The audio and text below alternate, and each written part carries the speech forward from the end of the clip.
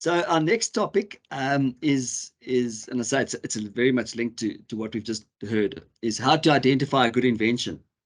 And I think a lot of us, certainly those of us who are not patent attorneys, which is probably 90% of us, don't quite understand the whole concept. I'm a trademark attorney in an IP firm, but my patent knowledge is very limited to Patents 101 like 30 years ago. But it is important how to identify a good invention, and the topic of the discussion is what to look for when meeting a potential client. And our two speakers, I'm very pleased to have Johnny Fiandero, who's a patent partner in our Johannesburg office. His background is an electrical engineer, and then obviously had a legal qualification, and he specializes in telecoms, computer implemented inventions and the like, as well as obviously cost-effective IP strategies. And also with him is Thapelo Motong, is a senior associate, also a patent attorney in our Johannesburg office. Thapelo's background is metallurgy and materials engineering, and then obviously with a legal qualification as well. I'm very interested to hear what you guys have got to say, and I think a lot of us can learn from it when we sort of interact with clients where we're not patent experts. Johnny and Thapelo, can I ask you guys to address us? Yes, good morning, everyone. Thank you very much, Simon, for the introduction, and Dr. Mia for a really interesting background, which is always quite inspiring. So we were asked to sort of put our heads together, Thapelo and I, in terms of coming up with basic sort of things, what to look out for, or typical sort of factors or elements that we see when it comes to good inventions. Obviously, the vertical takeoff jet that we've just spoken about is a good example, but we're just going to go through and just in a sort of fairly casual conversational way just discuss what are these elements and factors that one should look at. Obviously, not all inventions have all these factors, but these are just the ones that we've identified. I'm going to try, and I do have a presentation, so I'm going to try and share it. If it doesn't work, so I know that it seems to be, I'm not sure what's coming through, if anything. We can see your Word screen at this stage, Johnny. Sorry? Yeah, Just your screen, your Word. Oh, okay, let me You need to choose the right folder. Okay, let's just try to do this.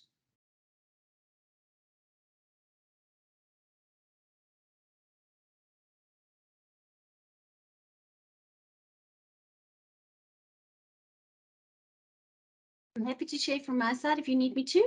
Yeah, if you don't mind. Sorry, thank you. Cool. Can everybody see my screen? Yep. Awesome. Great. Thank you. So there's always I mean, there's so many inventions that get sort of developed or conceived on a daily basis. From the numbers I could see, there's probably around 3 million annual patent applications filed, which just gives you an idea as to the number. I mean, obviously patent applications don't necessarily all mean they are good inventions, but I do think they are a reasonably good indicator. So a lot of what we're going to be talking about is just sort of our experience from what we've seen dealing with local clients. And the first the one that we usually look at, or normally a good indicator, is the extent of homework that's been done in the background. So in this particular case, you would have seen from the dates, Dr. Mia started in 2012, and we then ended up filing the first application in 2014. So over that 2-year period, a lot of the development took place, and so it's always quite useful when you're dealing with a client who's intricately involved in the invention, and therefore knows what what's out there and what he's up against. And so that homework would typically take the form of searches, competitors, potential colleagues, potential partners. And then once that homework has been done and the client says, okay, I think I've got something that's good to go, that's normally when they would come to us. And so, Thapelo, maybe you want to step in here. Once we've got a client come in, what would be the typical things you'd look for? Obviously, you'd need to identify the invention and determine the nice to haves from the essentials. Maybe just run through those 2 points from your perspective. Yeah, thanks, Johnny. So, you know, on top of doing extensive homework, once the inventor comes in, the main question to ask really is, oh, what problem is it that you're trying to solve? You know, so, I mean, there are ideas out there, and not every idea that's out there is intended to really solve an existing problem. It can be a replication of, you know, other solutions which have been devised in the past. So the key question that we ask really is, you know, what made you think of this invention? What problems are you solving with this invention? And what are others in this field actually doing that is different to this solution that you're proposing? And once the inventor has identified the problem that's being solved by this invention, then we can move on to the next step. And essentially, by moving on to the next step, we try to identify, you know, the essential features of this solution, which are intended to solve the problem. So it happens quite a lot that inventors, when they come up with an idea or a solution, they tend to link it up with a specific version of the invention. And that by itself leads inventors falling into a trap of defining a solution to the problem by focusing on a particular version or embodiment of the invention. Now, in order for us to dissociate, you know, and assist inventors in identifying, you know, what the solution to the problem is, we tend to ask certain questions, you know, like, for example, let's say the inventor is the first person in the world to come up with a pen. So we would ask, you know, so what makes this a pen? What makes this a writing instrument? And normally the inventor would be like, it has an outer cover that protects an inner tube that holds ink, and that inner tube is connected to a pointer that enables, you know, the inventor to write. But if you think about it, you don't need an outer cover of the pen for the pen to be a pen. So you essentially need the tube and the pointer and the ink, or even the ink in and by itself. You know, it's something that you can inject into the writing instrument to help you to end up with a writing instrument. So the bottom line here is, you know, assisting inventors to identify those key features that make the solution what it is. So in order to achieve this, typically what I ask the inventors is, you know, what was this aha moment that you when did this aha moment come to you? And essentially, you know, once the inventor is like, you know, I was sitting here and this is what came to mind, and I saw this problem and I thought, you know, if I do X, Y, and Z, then I'm good to go. Then, you know, we then try to focus on those features that will help you to solve that particular problem. So the nice thing here to really look at in more detail whenever we deal with inventors is literally to try to dissociate the inventor from a version of the invention that they have in mind, but, you know, try to steer them in the direction that says, hey, regardless of how this thing is going to look, how is this thing actually going to work and solve the ultimate problem? And yeah, and then we take it from there. Thanks, Thapelo. So just sort of looping back to the jet that we were talking about of Dr. Mears. So I mean, he did highlight some of the problems that he had found, and he had a very clear vision in terms of what he wanted to achieve.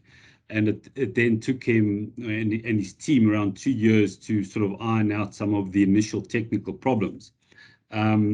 So in this particular case, we then proceeded to file a patent, which then subsequently got granted in a few countries.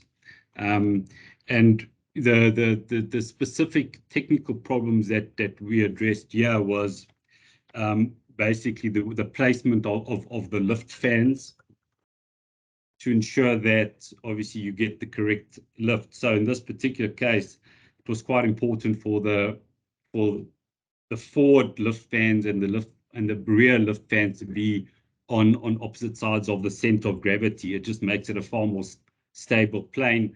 And there were other aspects about a single engine being used to power the various fans. The fans itself having variable blades and there being adjustable louvers as well. So there was a lot of engineering design that went into this particular invention, and that's just a copy of the US patent. So at a high level, patents or inventions usually aim to advance technology. I mean, that's one of the fundamental aspects or cornerstones of any good invention. At least it's to advance technologies. And you would have seen it historically. This happens time and time again.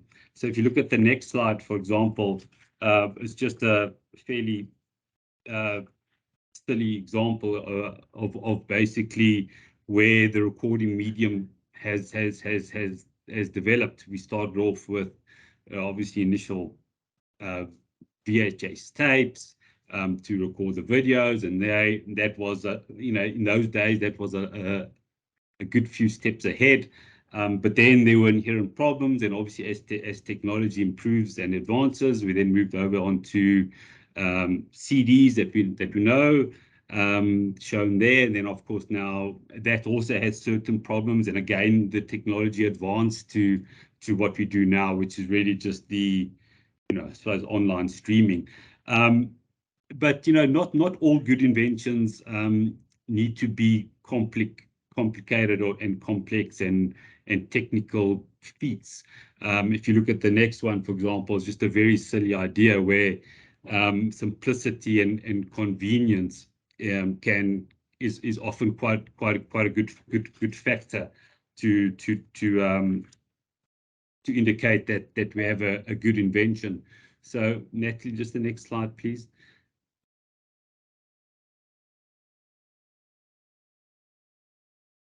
Sorry, Natalie. Next slide, please. Johnny, sorry, we've just got load shedding. Give me 2 seconds. The screen's just gone dead, and just a second. Sorry. Well, it's a good example where I suppose despite all progress, we do sometimes have to take a step back or a step sideways, and I suppose that does tie in with some of the comments made by Dr. Mia. You're always going to have these hassles. So I mean, I'll just carry on talking. I mean, the second. Oh, okay. Well, that's fine. Because of load shedding.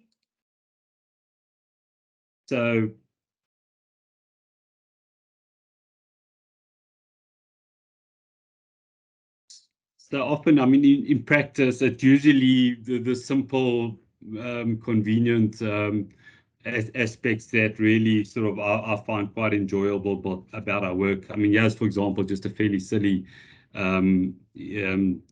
invention, I suppose. But again, it's simple and it's convenient. So basically, instead of having to drape a blanket all over yourself with exposed bits of your arms and legs, they formed basically a gown from blanket material, which I thought was quite clever. So Thapelo, I mean, on the next slide, we just sort of touch on sort of a new idea versus a good idea, and maybe you want to take this one and maybe the next factor that we would normally look at. Yeah. So no, thanks for that. I mean, the Snuggie invention is really, really great. And if you think about it, if you look at the Snug unit by itself, as you're saying, it's like a build up from, what's already known. And they just, added additional features to this article of clothing to make it even more funky. So, I mean, in general, we all know that, the whole world, people come up with new ideas all the time. And unfortunately, not all new ideas, as I mentioned earlier, not all new ideas are intended to solve specific problems. And it may happen that it's a side problem that you're solving and not essentially solving a main problem that needs to be solved by this idea that you've come up with. But in order for your idea to really be a success, it needs to stand out, and it needs to serve a need that people want solved. And if your idea is just it's just an idea, but it doesn't ultimately solve a particular problem or address a particular need, then there's really nothing much that can be said about your idea. So usually, when we meet inventors in general, we try to dissociate, new idea from good idea, because any idea is any idea really, but one needs to look at whether that idea solves a particular problem in a particular way, especially if one wants to file a patent application. Because, I mean, for example, let's say you're the first person in the world to think of, a car that flies to the moon. And this is like a generic example that people use all the time, especially when we meet clients. And I use it. I use it all the time whenever I have clients that I have to engage with. And the basic idea around this question is, you came up with this idea of a car that flies to the moon, but how does it really fly to the moon? So that's when now good inventors will say, okay, my car has or a car or a spaceship, it has a propeller, it has, a fuel chamber, it has an igniter. This is what happens when you do X, Y, and Z to help propel this thing into space. And now that's when now you differentiate, between a good idea and a new idea, which doesn't necessarily solve the problem. Now, the other aspect that we normally look at, in order to identify whether an invention is good or not, is by trying to establish whether one invention is intended to solve multiple problems. And Natalie, if you can go to the next screen. So generally, it happens that sometimes a good invention is one that can result in multiple interlinked problems being solved by one device. Such an invention could potentially be made a subject of multiple patent applications, each patent application being directed at a specific problem that is solved by an aspect of that particular invention.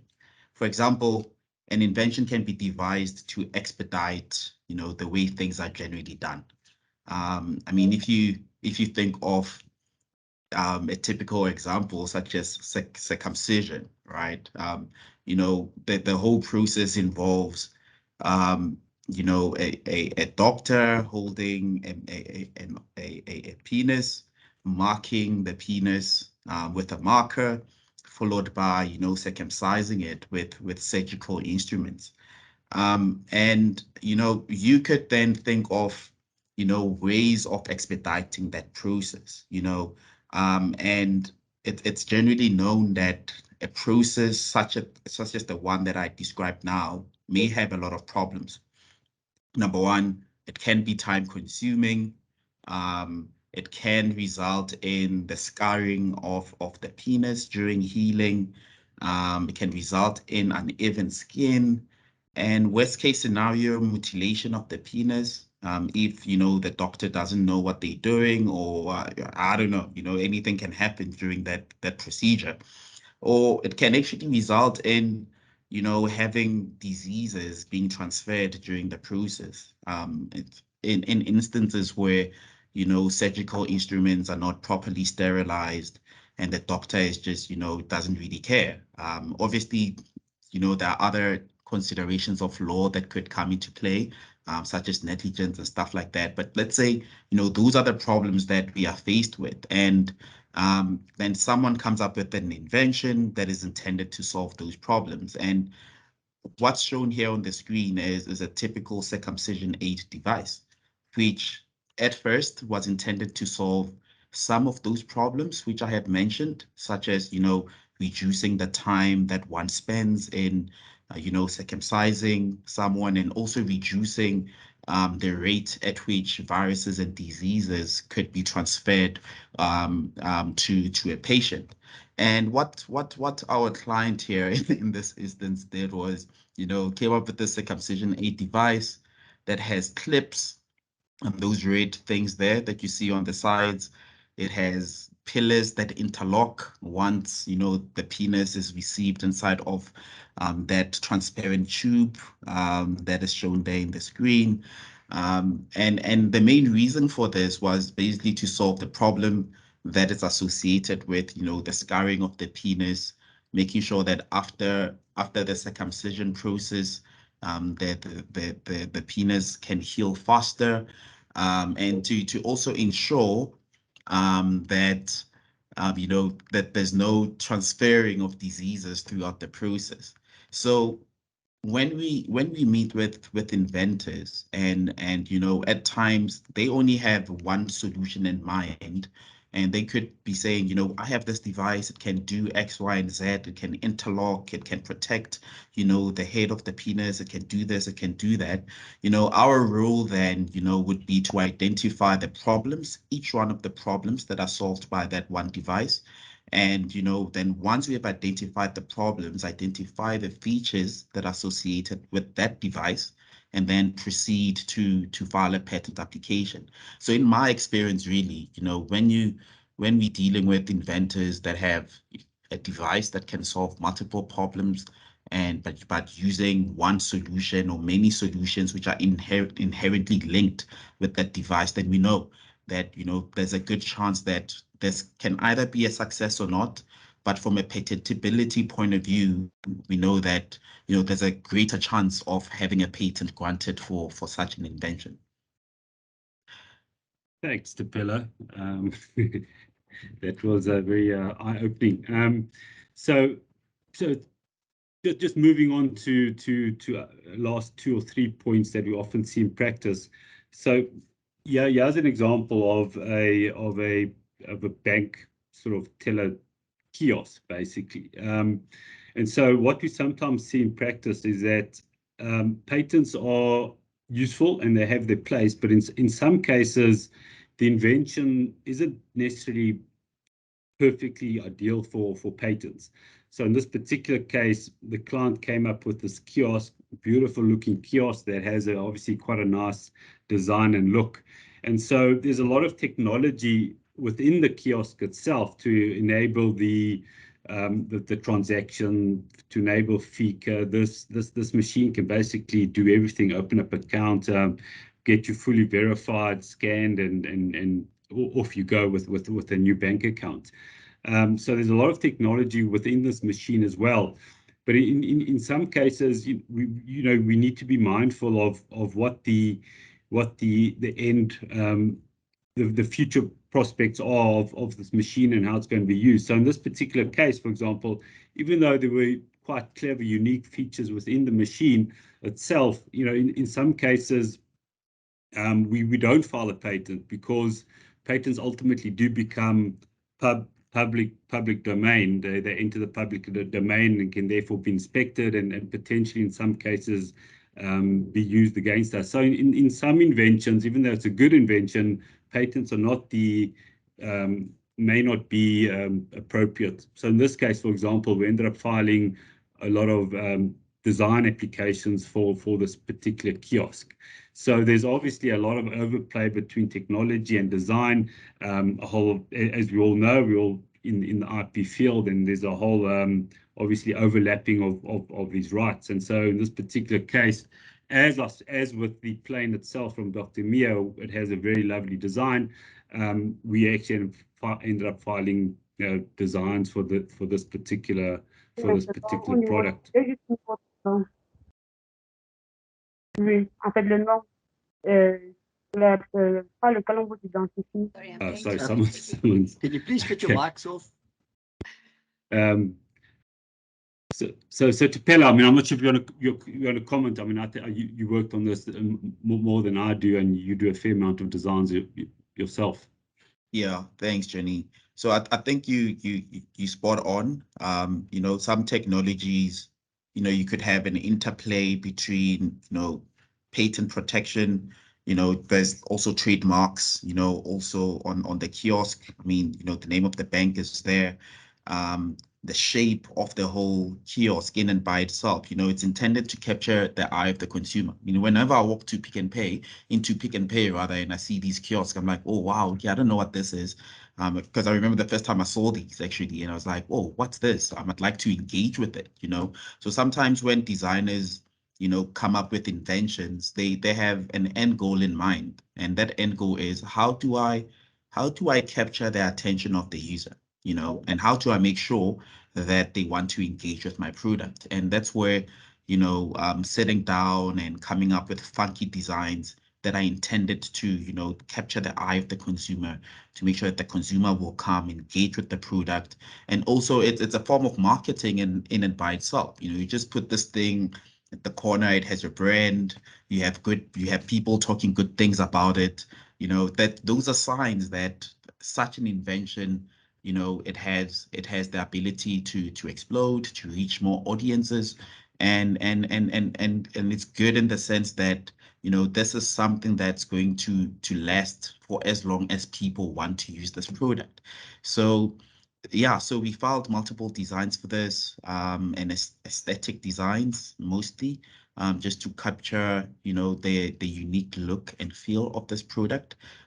We couldn't really file functional designs per se, but the main intention here was, you know, you guys came up with this invention that is great. It's a bank in and by itself. It does everything in and by itself. But, you know, how about you consider actually protecting the shape? And the guys went for it, and they were actually quite impressed with the type of advice that, you know, all of their hard work coming up with a good looking device didn't go to waste. Thanks, Thapelo. I mean, you do touch on the next point regarding what makes a good invention, and that is what we'd call longevity, timelessness. So usually a good invention would be something that has a certain number of years lifespan ahead, because typically that's where you're going to go, because a lot of the research just takes time, as you would have seen from the jets, from 2012 to now 2022. These things do take time. So often when you see an invention that has clear longevity, that's going to be around for a while, then that's usually quite a good sign. Sorry, Nikki, I see you got your hand up. Thanks, Johnny. No, I just wanted to ask, Thapelo mentioned something, and I think it would be worth just expanding on that, just for those who maybe didn't catch it or didn't understand it. The aesthetic and functional designs. It's something that we have in South Africa that most countries don't have, the Part A and Part F design. So maybe just a point from Thapelo very quickly. Obviously, this is not a design presentation, but just differentiating between the two. Thank you. Sure. Thanks, Nikki.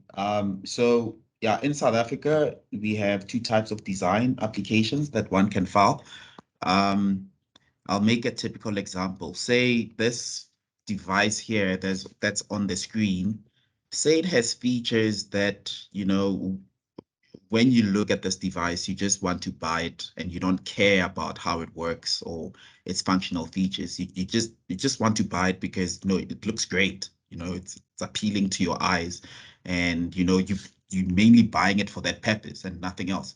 Then we would then, you know, file a design application that we call an aesthetic design, which is focused at the aesthetic features of the article. But let's say, you know, because this is like a drilling machine, it has, you know, some drill bits and, you know, some funky mechanism that's happening there.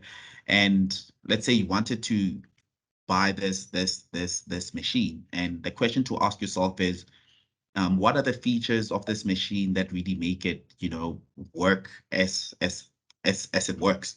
And those features then would be directed at a functional design application, or a functional design application would be directed at those features with the sense of protecting the functional features, so that if your competitors, for example, come up with a machine that maybe looks slightly better than yours, but in terms of the functional features, maybe it incorporates those functional features which are on your machine, then you have enforceable rights to, you know, claim infringement against your designs. So that's like a very typical high-level example of the two types of designs that we have in South Africa. Other territories, as Nikki said, do not have such design rights applicable.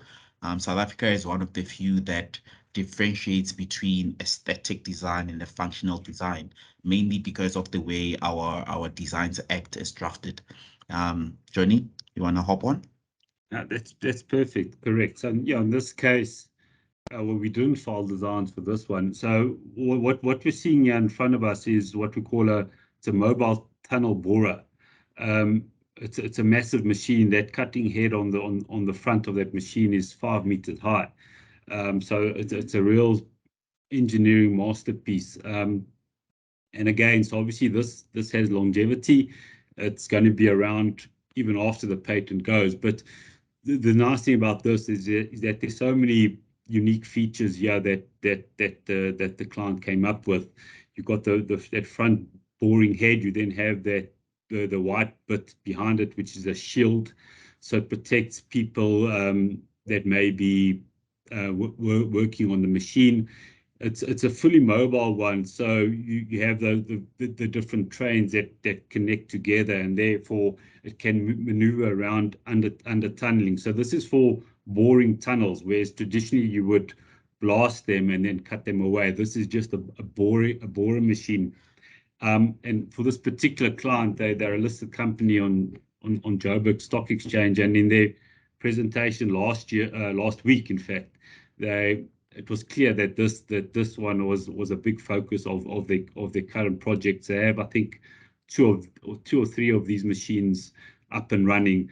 So it was quite satisfying to see that this made such a, was so prevalent in even on their results that they disclosed last year. So that's longevity. And I suppose it's sort of on the next point we normally like to see is that the client, just the next slide, please, Natalie, is that the client has some sort of clear plan to market, some clear plan of how he's going to use the invention. And again, there's no right and wrong way of doing it. Everyone does have a different approach. So in this particular case, with back to the tunnel borer, that client has contracts. They have the connections. They know how to go. They know where exactly to go and use the machine. So ideally, you do want to have a clear plan to then go forth and market your idea. I think Thapelo, I'm not sure if you've been involved in some of these marketing steps. So it's all good and well to have a good invention, patent protected. It's great, it's designed and it's ready to go, ready to launch. But I think there's always sometimes that missing link, so to speak, right at the end where it actually gets pushed onto the market. So we would have heard from Dr. Mia about how they have done their sort of plan to market. They go to the air shows, they have the presentation, they're going to the air show next week. They've been to air shows, they've done presentations, they do all sorts of additional studies. So I'm not sure if you have some thoughts from your experience on how important this is to fully and almost fully wrap up and fully define what a good invention is. Absolutely. I think, the one point or one thing that I've noticed over the past couple of years of practice is some clients come up with good inventions, but when it comes to executing those inventions, that it ends up being a flop. and that happens. That there was one scenario where, you know, a client, great invention, but failed to, you know, to market their product, you know, properly. And some guys from China saw this product and literally went a step further by introducing more or less a similar product. They redesigned around the product, but they got the momentum in the public. The market started talking more about the Chinese product compared to, you know, client's product, which was fully patentable. You know, the guy had rights to enforce his patent, but unfortunately, you know, with public perception, if you're the first to market a particular product, people will generally be gravitated towards you, even if, you know, you have probably copied this thing from somewhere else. And that's where, you know, having a clear plan to market comes into play. And if you don't know what you'll be doing with your product, then, you know, that there are issues there. And we do understand that, you know, having a clear plan to market may involve you getting investors, having a lot of finance and stuff like that. But you yourself, as the inventor, you that to go-to person, you can do your own marketing. You know, there's a lot of platforms where you can freely market your product and ensure that you get the momentum that you need on your product.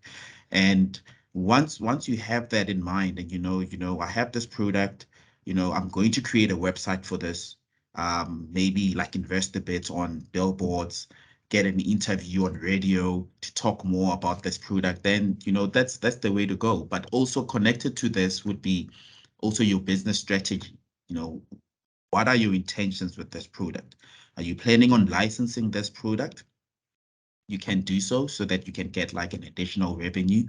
Are you planning on, you know, creating franchises which are based on this product? You know, so that's also like from business marketing plan of point of view. And lastly, or do you just want to sell this product? And if you have all of those questions asked, then you can clearly, you know, map out your road to success. And if you don't have such a planned out route from the get-go, then unfortunately, I think that's the reason why we don't see a lot of products making it out there. I mean, yeah, thanks to Thapelo. That's spot on. I mean, my last comment really would also be that, you know, we as practitioners, we do need to continuously be in touch with our clients. And so, you know, a lot of our clients are long-term clients, which we're very proud of. But it does mean regular meetings, regular follow-ups, and inevitably in an invention project that's run out to market, there's always going to be improvements and developments. And so it's always quite a nice thing about our profession, I think, where we can be close to client and always be on the lookout for ways of best protecting and enhancing and ultimately making their inventions the success that they deserve to be. That's about it from me and us, I think. So I think we have a few minutes for some questions, which we would be happy to take. Yeah, thanks very much, Johnny and Thapelo. Very interesting. Some interesting inventions there.